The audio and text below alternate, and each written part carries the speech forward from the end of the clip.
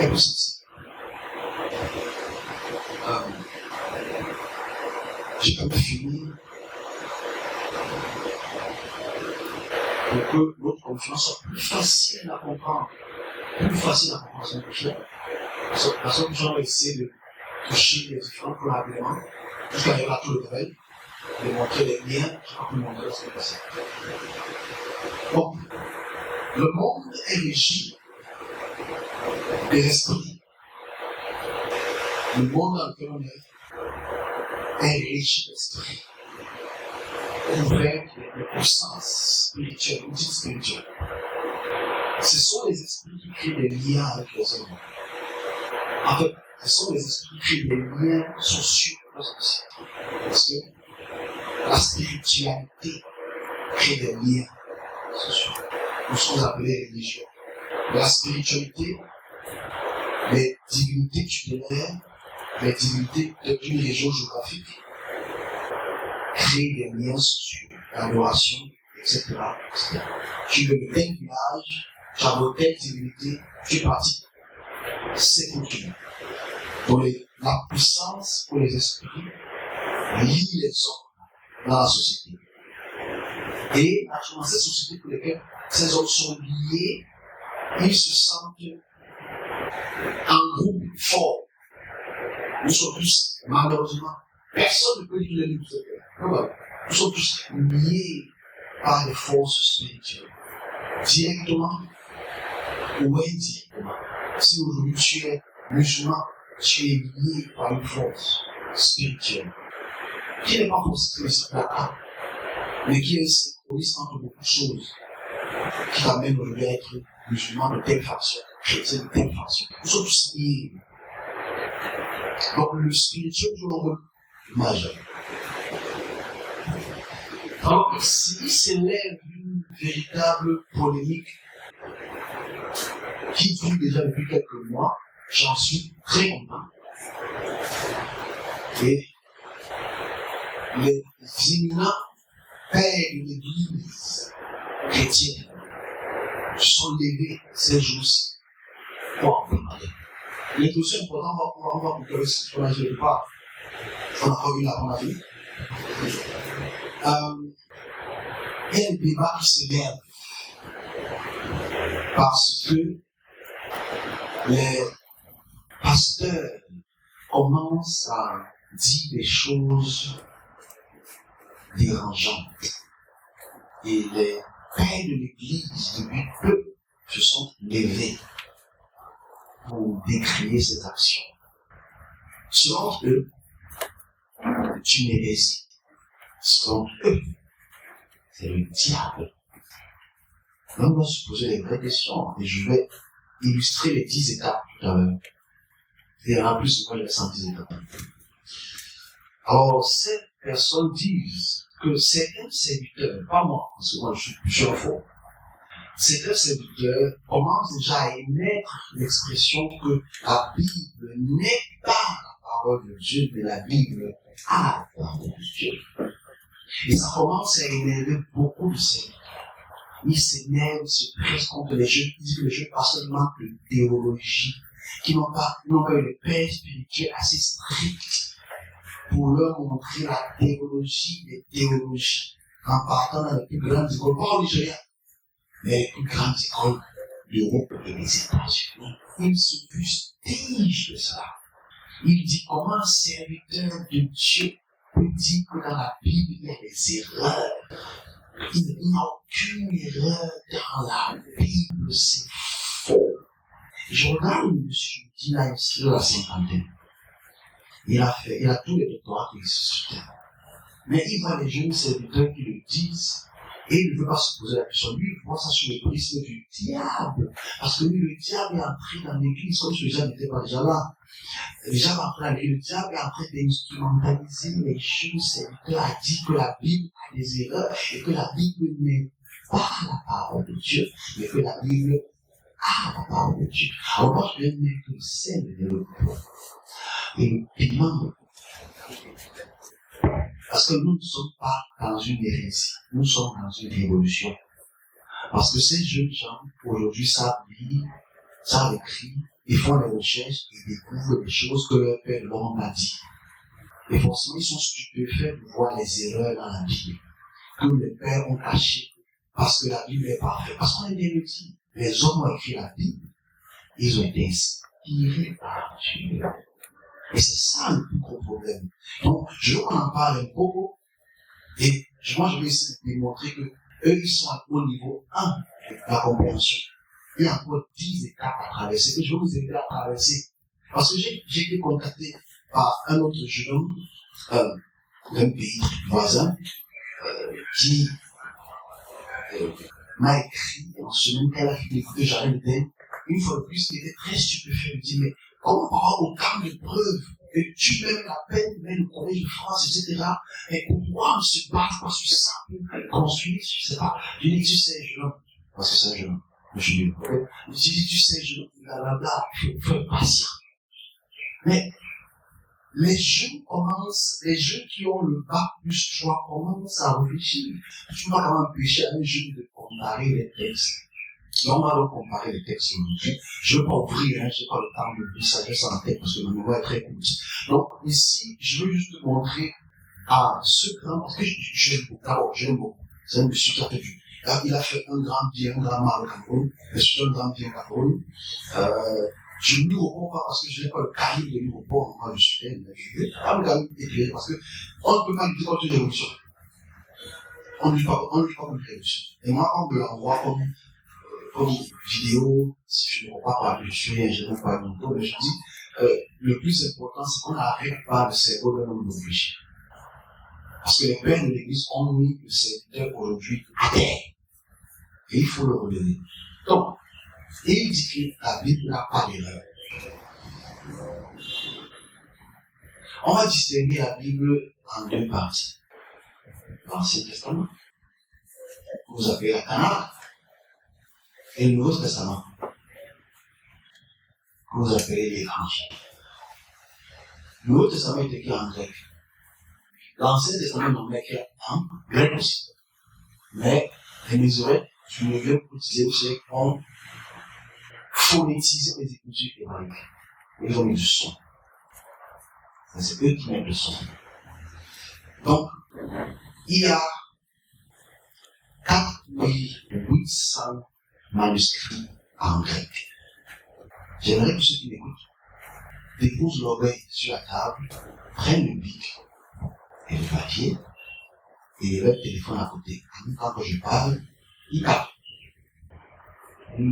C'est ce document sur les 4800 manuscrits en grec. Parce qu'il y a beaucoup de manuscrits en grec.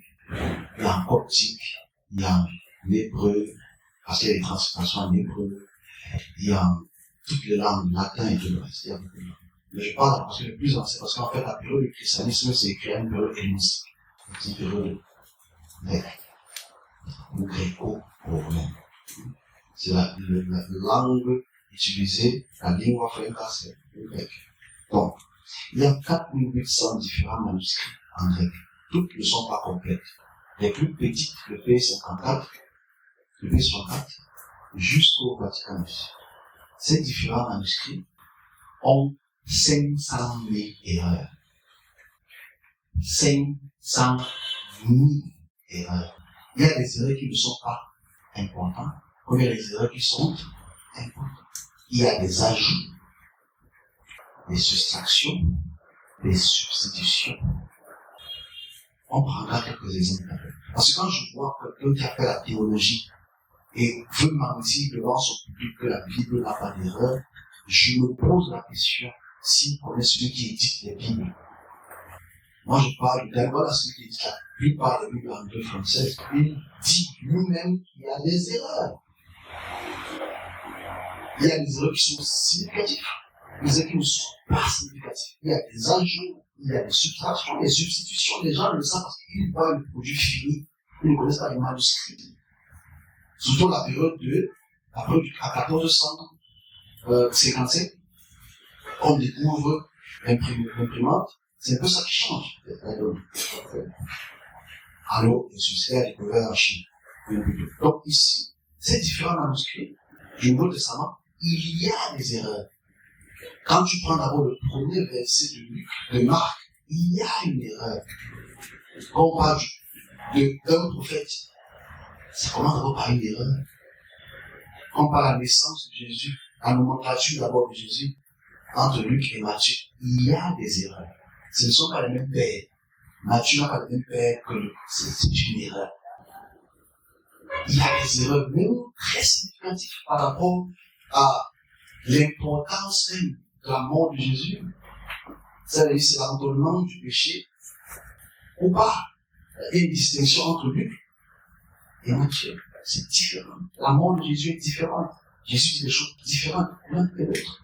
Sans oublier, parce qu'il faut être spécifique pour ceux qui m'écoutent, c'est que les textes de Marc sont écrits post-destruction du temple. Et Marc n'est pas un disciple. Dans tous les manuscrits, les 4800 manuscrits, ceux qui sont les plus lisibles dès le 4e siècle, 4e siècle, 3e, 4e siècle, les plus lisibles, avec la plupart sous presque complets, il n'a pas écrit Luc, Matthieu, Marc. C'est le père de l'église qu'on a nommé ça. N'hésitez pas. Parce qu'il faut le dire. Parce qu'on dit, Luc a dit Marc, c'est pas écrit. Non, mais ça fait parce qu'ils vont pas une seule, ok? Et forcément, il y a des ajouts majeurs. Des ajouts majeurs. Il y a des textes que vous aimez qui sont des ajouts. Je prends le dernier chapitre de Marc. Je vais citer par la fin, ce n'est pas les textes de Dieu. C'est que ça vient jusqu'au 9e siècle. Les textes de Jean, comme c'est la femme adultère, ça dépend de ça. La femme adultère n'est pas dans le texte, ça vient depuis le 12e siècle. Ça a été ajouté après, en fait. C'est-à-dire qu'ils ne savent peut-être pas. Il y a beaucoup d'ajouts dans les textes de Paul. Parce qu'il y a aussi une bagarre pour les textes de Paul. Et les gens ne savent pas faire des erreurs très très graves. Pourtant, c'est Dieu qui écrit, tu ne peux pas faire des erreurs. C'est parce qu'il faut qu'on le serviteur puisse. Ça, c'est le niveau 1, hein. On est sur le premier niveau. Reconnaître qu'il y a des erreurs. Premier niveau. En cette il y a des erreurs très graves par rapport aux éditions et aux éditions. Je mettrais, si possible, un texte de ça côté, les textes de Qumran qui montrent déjà qu'il y a un pic, on les fasse, on met ton nom en haut. Il y a des éditions, je mettrais les textes. Si je raconte, c'est dans mes archives. Mais je suis toujours une personne qui a des erreurs là dans ce testament. Des erreurs très graves entre David et Goliath, des erreurs avec Elhanan, entre Chronique et Samuel, des erreurs très graves. Il y en a plein. Donc, revenons à ça. Franchement, allez fouiller, prenez le temps. Si on fait une conférence sur les erreurs, on va peut-être prendre 3 heures, et je pense qu'on va me taper. Mais les erreurs existent là. Il y en a plein d'erreurs. J'ai fait les erreurs. Donc, ici, le vrai problème dans notre discussion, c'est quand vous dites donc que la Bible a la parole de Dieu, la Bible contient la parole de Dieu, la Bible ne contient aucune parole du Créateur, la Bible contient la parole de Yahvé, c'est une divinité. Alors, ça, c'est le niveau 2. Ok? D'abord, on est au niveau 1 et demi. 1 et demi, je dis, il faut déjà que tu saches que depuis le 2e, 3e siècle, ceux qui ont emmagasiné les textes pour en faire un canon de le 2e, 3e siècle, parce que ce n'est pas véritablement Constantin qui fait le canon, les différentes Bibles, entre guillemets, les différentes écritures, se cyclaient déjà dans toute cette région-là, depuis l'Anatolie jusqu'en Égypte. Elles savaient déjà, chacun avait sa Bible, chacun avait ses textes qu'ils aimaient. Ça a été juste harmonisé dans le 3e, 4e siècle. Donc il faut se poser la question, niveau 2. Qui sont ceux qui ont abandonné les textes? Et pourquoi? Pourquoi ils ont laissé Thomas? Pourquoi ils ont laissé Enoch? Pourquoi ils ont laissé Marie de Magdalène? Pourquoi ils ont laissé toutes ces personnes? Pourquoi ils ont laissé les apocalypses de Pierre? Quels textes ils ont laissé? Ok? Mais on réalise que ceux qui ont laissé les textes, ils sont écrits par le CTS, et c'est pas grave, on arrive à ce problème. Donc, le problème c'est ça. C'est le 3e étape. C'est l'étape la plus difficile. C'est une étape très difficile. Que nous, on a fait ces études depuis 4 ans, et que j'ai perdu 90% des gens qui connaissent. Et j'en suis fier. D'avoir enlevé la racaille. Je savais avec les fleurons. Donc, le 3e niveau ici, c'est de comprendre les origines des textes hébraïques. Ces textes hébraïques viennent d'où? Ok. Jésus est un juif qui vit à Galilée, Jérusalem, il marche partout, c'est un malade. Il étudie les textes. On est au niveau 3. On va au niveau 10. Il marche partout là, puis il partout. Parce qu'en fait, c'est un mec qui est pauvre. Les sons le fait vous dites qu'il est riche, c'est un mec qui est pauvre. Ok? On verra le seul jour, parce qu'il est riche, il est riche. On peut pas faire tout ce travail, tu es riche. On se comprend. On peut pas faire riche si tu es riche, c'est pas possible. Tu peux pas être riche, c'est faux. C'est absolument faux. Non, tout le monde était riche. C'est absolument faux. C'est pas le but. Dans cette région pour laquelle il marche, Jésus est un juif. Enfin, Jésus est quelqu'un qui est dans la descendance juive. Il habite dans une région qu'on appelle la Césarée, pour laquelle le texte qu'il utilise, c'est le texte de la Septante. Il utilise la Torah, les 5 livres de Moïse. Il s'inspire. C'est pour ça que le numéro 3. Je vais très vite. Je sais qu'il y a encore une telle fichier. Numéro 3. Jésus s'inspire de quel texte? Il s'inspire de la Torah. Il s'inspire des textes de Moïse. Ok, maintenant, la vraie question c'est, est-ce que Jésus dit une chose de lui-même? Non. Qu'est-ce qui le rend spécial? Parce qu'il est mort de la résurrection, ça c'est pour ça qu'on le fond de l'âge. Ça, en soit niveau 5, on va y voir la résurrection. On a pas niveau 3. Les textes. Alors, la vraie question c'est, niveau 3, on se pose la question sur les origines du texte de Moïse. Parce que Jésus ne dit rien. En fait, je dis toujours à beaucoup de personnes, Jésus n'a pas d'image. Ça peut venir. Jésus c'est Dieu. Jésus n'a pas d'image. Jésus a 4 images. Pour que Matthieu, entre les lui, Jean lui ont donné. Il y a l'image de Moïse, l'image d'Élie, l'image de David. C'est important de voir d'abord ces 3 personnages-là. Moïse, Élie, David. Et elle. Je mets elle parce que je vais expliquer tout à l'heure. Moi je dis elle. C'est l'image de Moïse, il ne dit jamais rien sans que Moïse n'intervienne. Parce qu'il parle de la loi de Moïse. Il naît comme Moïse. Mystérieusement, avec des troubles autour. Il naît comme Moïse. Il meurt même comme Moïse et Élie. Parce que les deux montent sur la montagne, Élie monte au ciel, sans qu'on ne il n'a pas d'image. Quand il part, on appelle fils de David. Quand il meurt sur la croix, il dit, Père, pourquoi tu m'as abandonné? Ça, c'est David qui parle. Donc, en fait, Jésus n'a pas d'image en lui-même. Si tu enlèves ces 3 personnages au départ, Jésus n'existe pas, en fait. Il n'a aucune expression. Parce qu'il est incompréhensible quand même. Ça, c'est Moïse qui l'a dit. C'est la début chapitre. Il n'a rien dit de spécial. On se tue, parce qu'en fait, c'est ça, en fait. C'est que le chrétien, lui, voit le Nouveau Testament comme l'accomplissement de l'Ancien. Ce qui est différent de ce que le Juif voit. Donc, cette histoire de texte doit nous actions pour niveau 4. Ok, en amenant Moïse, parce que Jésus n'existe plus. Parce que Jésus n'est qu'un prêt-parole de Moïse. Moi, si nous posons la question niveau 4, c'est où est-ce que Moïse a pris ces textes? On dit que Moïse a pris ces textes comment Sinaï. Il y a les 10 commandements, les 11 commandements, tout un tas de trucs, les 613 lois, ne pêche pas, tu fais ça, prends le sacrifice. On se pose la question, est-ce qu'il y a reçu le temps, c'est pas le mot. Là, c'est, je me lance mes collègues qui puissent chercher, je les aide, parce que moi, ça m'a pris beaucoup de temps pour aller. Mais je les aide, je les dis. Nous sommes fait beaucoup de conférences au futur avec ça, parce qu'on peut devoir comprendre. Chaque étape, c'est au moins 5 à 6 heures d'enseignement. Et je résume ça pour eux. Niveau 4, niveau 5, d'où vient le texte de Moïse? C'est tout. On va se dire, mais ça vient d'où? Mais vous le savez, ça vient de la Mésopotamie. Les textes dans les côtes d'Amorabie, les côtes d'Ornamou, tous ces textes-là, Moïse les a fait. Celui qui a créé Moïse, parce que Moïse, c'est une imagerie fictive, il n'a pas aussi existé. Puisque Moïse naît comme Sargon, Moïse meurt comme Sargon. Moïse a les textes de Sargon. Donc Moïse, comment n'a pas existé? Pourquoi je le dis? Parce qu'en fait, si tu prêtes des paroles à quelqu'un, il n'existe pas.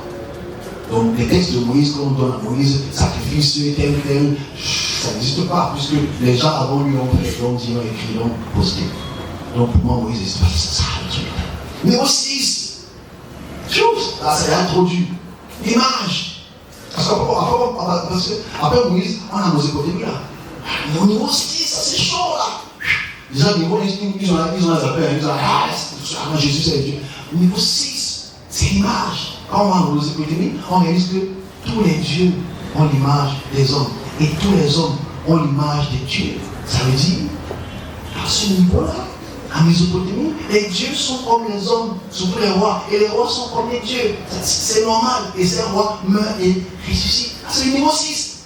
Ça veut dire Ta tête ne peut plus se porter. C'est comme si tu es à 4000 mètres dans la mer. La pression gonfle la tête. Tu vas calme-toi.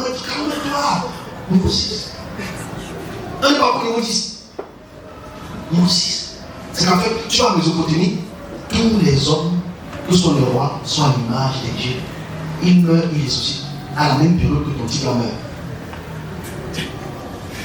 On appelle la fête la Hakik. Niveau 6, les amis. On monte au niveau 7 parce que c'est bon. On monte au niveau 7. Parce que si on se au niveau 6, on m'a tapé. Je suis fou. Mais ils sont en train de dire, mes amis se battent au niveau 1. Non, je n'ai pas la parole. C'est niveau 1. À niveau 6, tu es là, tu réalises que les dieux, dans cette religion, sont comme les hommes. Les hommes sont comme des dieux. Ils développent des temples, ils développent des sacrifices, ils meurent, ils ressuscitent, ils vont aux enfers, ils ont la vie éternelle. Tu dis, what is this? Niveau 7.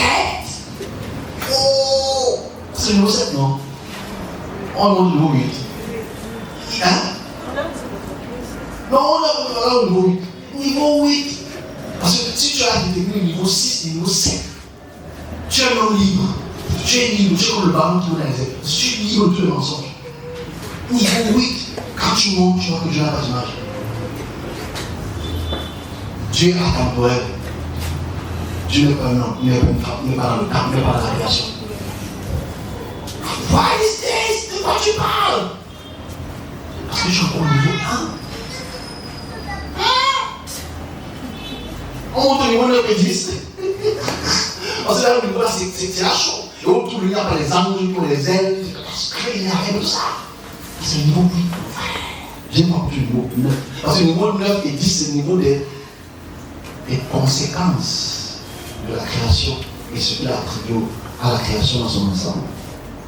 Et c'est au niveau 8, on peut parler plus loin, mes amis, que le niveau 9 et 10, venez me voir. Mais le niveau 1 ou le niveau 8, je vais le répéter, c'est important qu'ils puissent comprendre que eux sont dans des disputes que les gens se font depuis des siècles. Alors que le serviteur va être au niveau 8 dans sa réflexion. Nous, on est encore au niveau 4. On a envoyé encore il y a quelques jours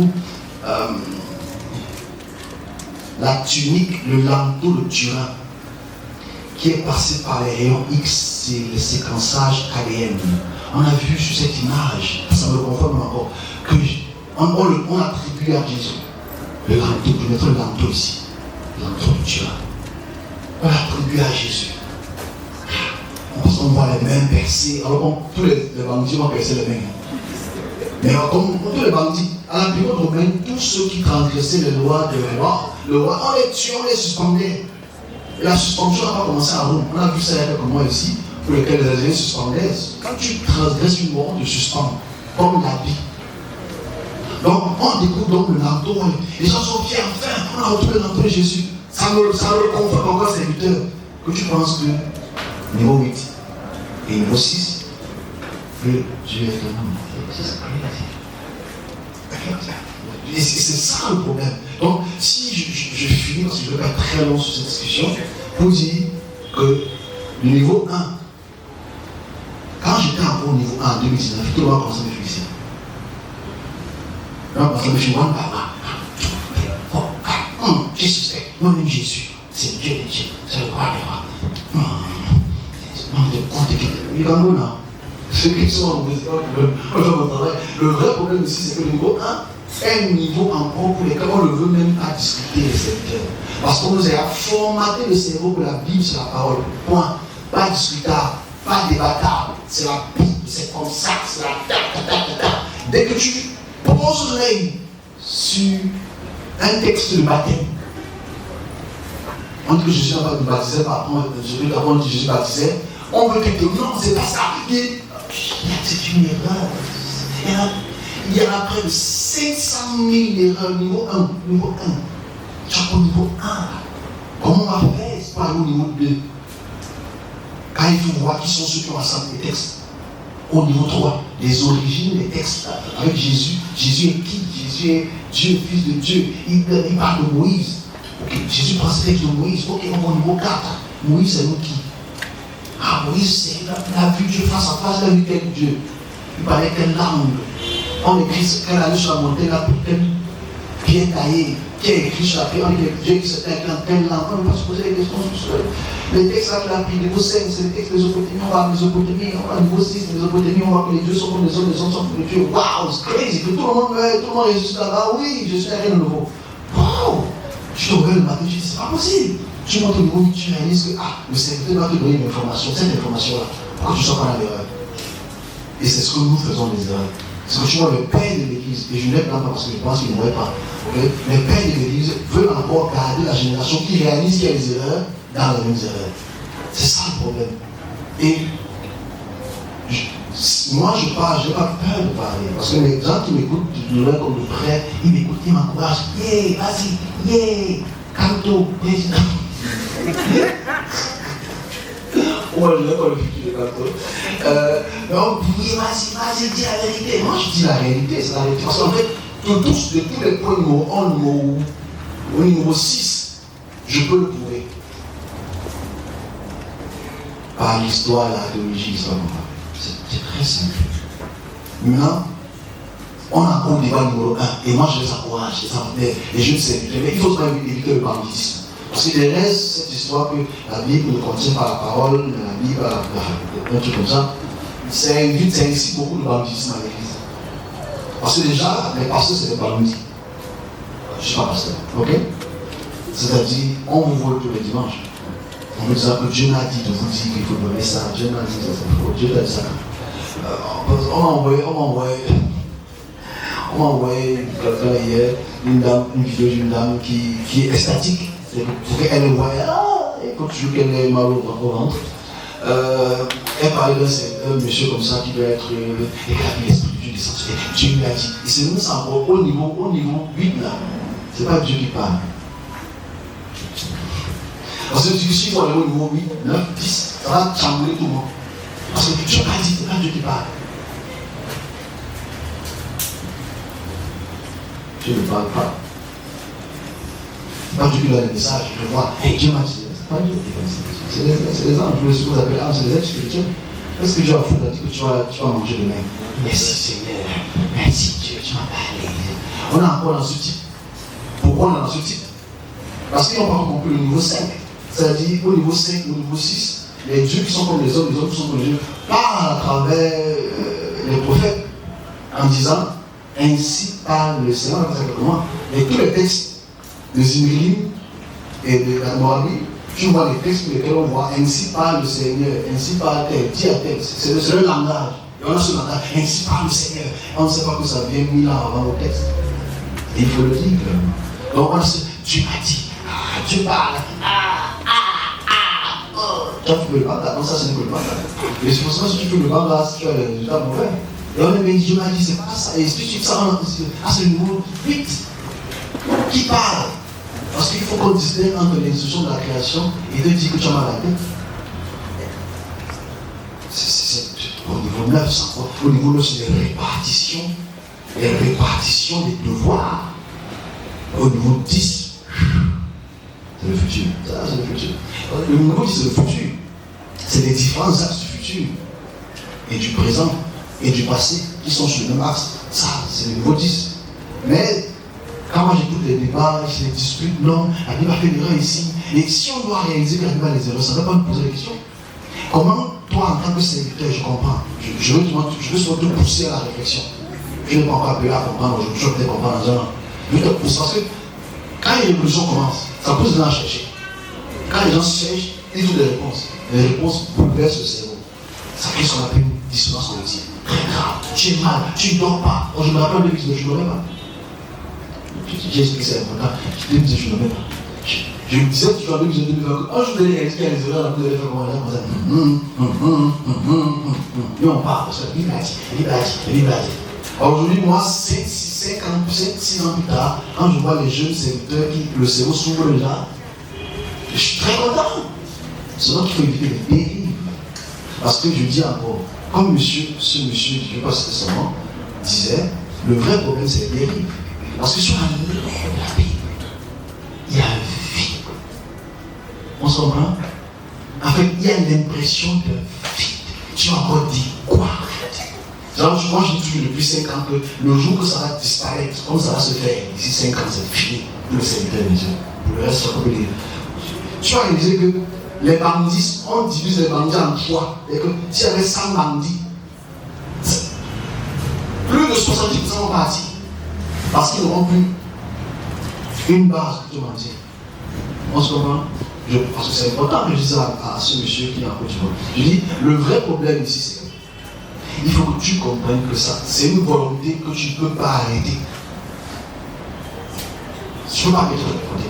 Le seul problème, c'est les dérives. Le jour qu'on enlève ça, ça va te faire du bien, parce qu'il y aura moins de voleurs. Ok, on arrive aujourd'hui, puisque le niveau 8 te dit qu'il n'est pas homme. Il n'est pas créature. Il n'est pas énergie, parce qu'on dit énergie, c'est pas une énergie. Il n'est pas descriptible. On ne peut pas ou qu'on ne voit pas. Tu ne peux pas décrire quelque chose qui n'est pas descriptible dans la création. Ce n'est pas possible. Alors, mais quand tu décris ça comment? Écoute seulement. Je ne parle pas des choses que j'entends. Donc, dans cette expression, si c'est lui qui nous envoie et qui ne s'est pas sacrifié, et que les textes de la Bible sont apparentés, je n'ai rien à vous demander. Je ne vais pas vous dire, il a dit, payez les chaises. Il a dit, non, en fait, le but du serviteur, c'est d'instruire. C'est qu'il donne à la population pour les éventualités. Et ce qui fait en sorte que celui qui n'aura pas d'instruction à instruire ne sera pas serviteur. C'est le plus facile. Parce qu'il y a pas une école théologique pour ça. En fait, tu n'es serviteur. Tu as le devoir d'expliquer les choses aux gens, de ce que tu entends, de ce que tu vois à la population pour les prévenir de telle chose dans leur génération après. Donc maintenant, si toi, on met ça de côté, genre, il n'y a pas de problème pour ça. Il ne faut même pas qu'ils s'inquiètent. Parce que ça va enlever les bandits. Ça va encore. Pour ceux qui arrivent ici, depuis quelque temps, une semaine ou deux, beaucoup de gens se souviennent et repartent. Parce qu'ils se disent, mais comment je viens là? Il n'y a pas les dîmes, il n'y a pas les offrandes, parce que ce n'est pas l'institution de la création. Ça n'a rien avec ça. Et forcément, ça va réduire le bandit. Un serviteur qui est supposé dans le service, qui n'a qu'un message donné pour le Cameroun, un message donné pour les familles, et il donne son message, il fait ce qu'il a à faire. Il n'y a pas que Dieu lui dit que celui qui donne 100 000 va être béni. Ce n'est pas des 100 000 qui bénissent Dieu. Si Dieu a besoin de 100 000, des 10 milliards, ça n'a rien à voir avec ça. Parce qu'il faut comprendre que le service est la transition entre l'invisible et le visible. On est là pour vous mettre dans ce pouvoir, le pouvoir du service respectif, pour vous diriger vers la vraie vie. C'est le rôle du serviteur d'abord. Tu as besoin de l'évangile pour ça. Jésus n'est pas un fils de Dieu, Jésus n'a jamais été Dieu, Jésus n'est pas qui que ce soit. Et c'est ça le problème. Donc, on se dit, eux sont au niveau 1 de la discussion, et c'est une bonne chose, c'est la question que je vais prendre. Hein. C'est une très bonne chose au niveau 1, c'est déjà pas mal. C'est déjà une bonne chose, c'est mal de se lever le matin et de voir le texte, tu vois que c'est faux, et que c'est inhérent. Mais c'est difficile, parce que notre cerveau a été formaté pour qu'on puisse commencer. Donc, je suis là pour clore le débat. Je dis juste que les textes de la Bible, l'Ancien et le Nouveau Testament, ont des centaines de milliers d'erreurs dues au fait que ce soit manuscrit. Et là, quand tu écris un texte et tu recopies un texte, tu feras automatiquement des erreurs. Je prends peut-être le texte de quand Jésus, on veut condamner Jésus. Je prends un texte, c'est un texte qui j'ai toujours beaucoup de ce texte. On veut condamner Jésus et on veut faire sortir de prison, comme on appelle Barabbas. Ok? Barabbas, le fils Abbas.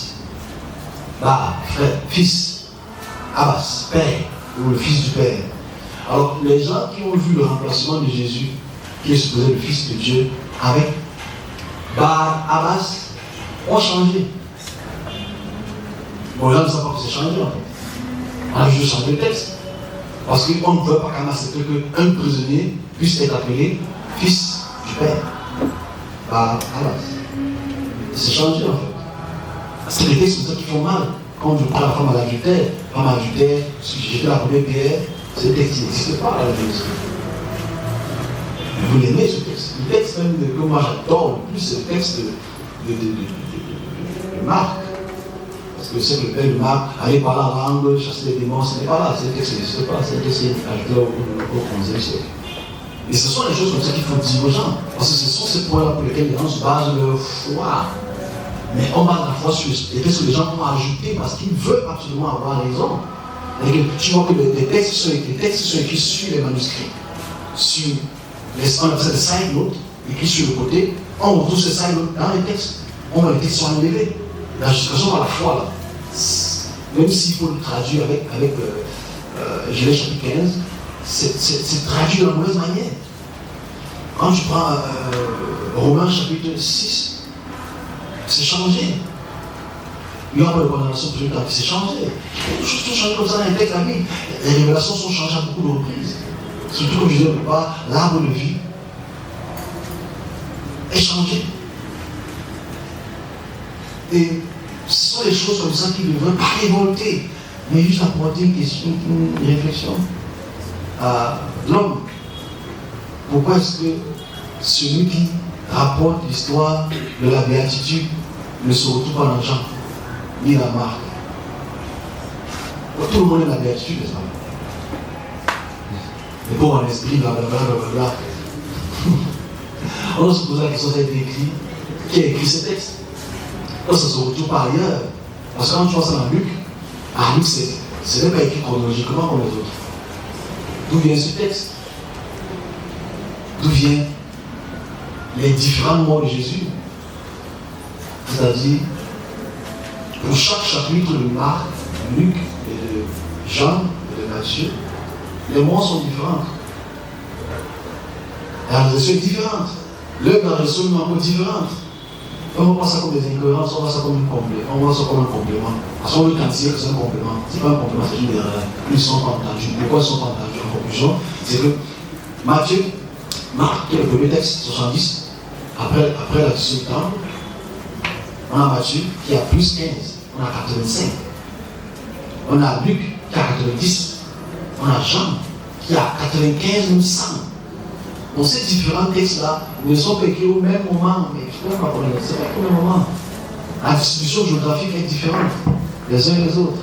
Donc en fait, ce sont les choses qu'il faut que les serviteurs sachent. Parce qu'ils ne posent pas les questions. Parce que quand ils partent à l'école théologique, on les enseigne ces théologies-là, on ne les enseigne pas d'où vient le texte. Parce que si tu sais d'où vient le texte, et que tu sais que ce texte n'est pas le Dieu, ou celui qui t'envoie, mais que tu t'attribues ces textes, on va tous payer un jour.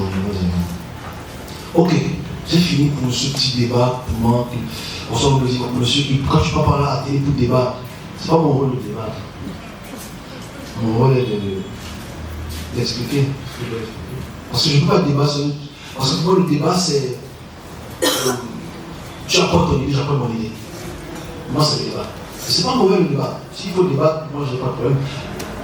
Il y a 3 ans, je devais débattre avec un musulman ici. Bon. Je lui ai dit 2-3 choses qui viennent plus. 2-3 choses. Parce que les débats entre les musulmans et les chrétiens, on sait qui gagne. Les musulmans fouettent les chrétiens. Dans tous les ballons de fouettent. Et je ne veux pas, ça peut le tuer, parce que je ne suis pas chrétien, donc je ne vois pas pourquoi je veux le faire. Moi, je suis là pour démontrer des choses. Je démontre des choses à travers les preuves archéologiques. Ces preuves archéologiques ne nécessitent pas trop de discussion, parce que tu vois la date, tu compares, tu vois les origines. Donc, je suis content de cette révolution.